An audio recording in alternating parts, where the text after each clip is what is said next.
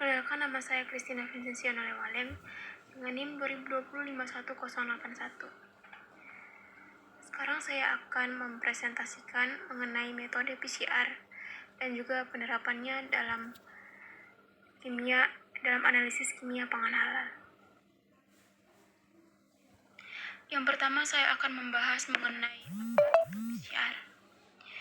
Tes PCR atau polymerase chain reaction adalah pemeriksaan molekuler yang dilakukan dengan metode amplifikasi atau memperbanyak materi genetik virus atau bakteri. Tes PCR sering dilakukan untuk mendeteksi keberadaan virus atau bakteri yang menyebabkan penyakit tertentu. Ada 4 tahapan dalam metode PCR. Yang pertama itu adalah denaturasi.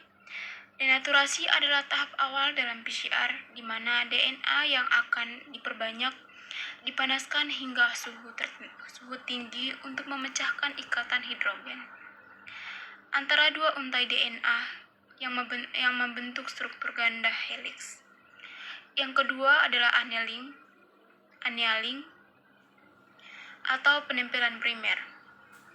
Proses penempelan primer pada DNA template yang menentukan spesifisitas dan banyaknya DNA yang dihasilkan.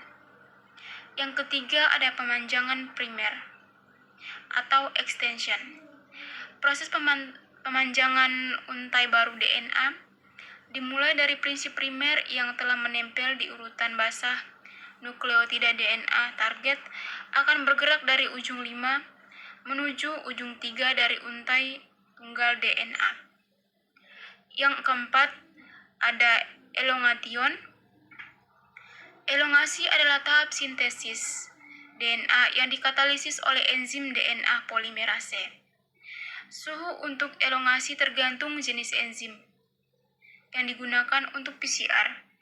Enzim DNA polimerase yang berasal dari mikroba Thermus aquatidus memiliki suhu optimum 72 derajat Celcius.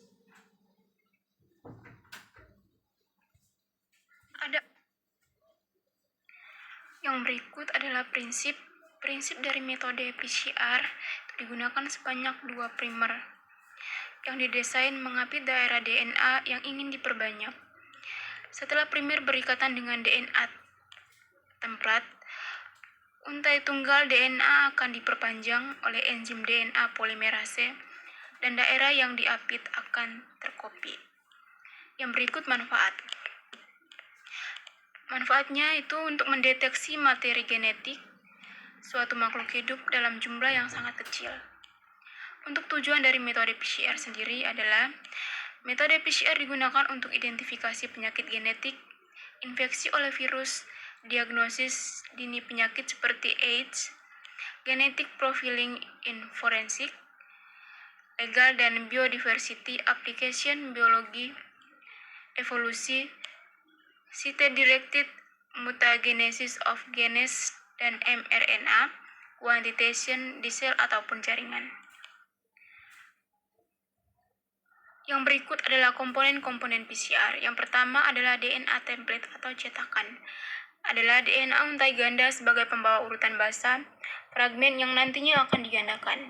Yang kedua adalah DNA polimerase. Enzim yang mengkatalisis polimerasis nukleotida menjadi sebuah untayan DNA. Yang ketiga adalah oligonukleotida primer. Adalah DNA utas tunggal atau oligonukleotida pendek yang menginisiasi sekaligus akan membatasi reaksi pemanjangan rantai polimerisasi DNA. Yang keempat, DNTP deoksinukleoside triphosphate yang artinya sebagai batu bata, yaitu penyusun DNA yang baru. DNTP ini ada 4 macam DNA, yaitu DATP, DCTP, DGTP, dan juga DTTP. Yang kelima adalah buffer. Buffer adalah bahan-bahan kimia yang mengkondisikan reaksi agar bisa berjalan lebih optimum dan nantinya menstabilkan DNA polimerase. Yang berikut Yang berikutnya ada ion logam. Ion logam ini berperan sebagai kofaktor DNA polimerase, dan tanpa ion ini maka DNA polimerase tidak akan dapat bekerja. Umumnya ion bivalen Mg2+, dan monovalen K+. Selanjutnya ada reagen lainnya. Selain enzim-enzim dan juga primer, maka juga terdapat komponen lainnya yang ikut dalam menentukan keberhasilan dari reaksi PCR.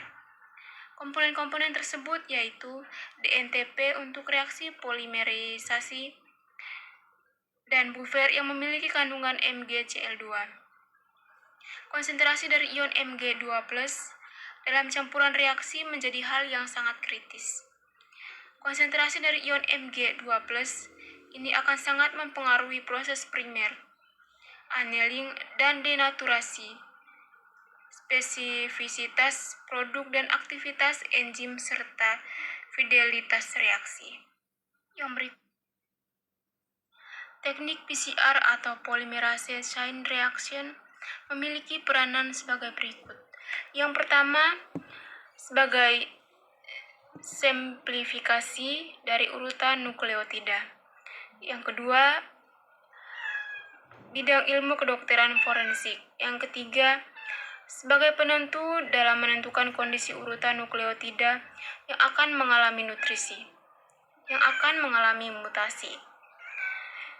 Yang keempat, untuk melacak asal-usul seorang dengan cara membandingkan fingerprint.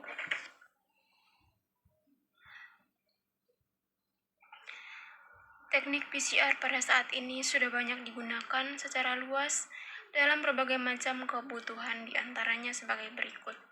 Yang pertama, isolasi gen. Dalam melakukan isolasi gen, penghasil insulin yang berasal dari DNA genom manusia dan kemudian menyisipkannya dalam sel bakteri, maka diperlukan DNA pencari atau yang lebih dikenal dengan nama probe dengan urutan basa nukleotida yang sama dengan gen yang diinginkan. Yang kedua, DNA sequencing merupakan urutan basa suatu DNA yang dapat ditentukan dengan teknik DNA sequencing, yaitu proses awalnya merupakan reaksi PCR atau polymerase chain reaction yang menggunakan satu primer. Yang ketiga, forensik merupakan suatu kegiatan yang apabila saat proses identifikasi secara fisik terhadap seorang korban sulit dilakukan. Yang keempat, diagnosa penyakit. Polymerase chain reaction atau PCR ini termasuk salah satu teknik yang juga sering digunakan dalam melakukan diagnosa terhadap penyakit bahaya seperti influenza atau H1N1. Kelebihan metode PCR yang pertama, memiliki spesifikasi tinggi.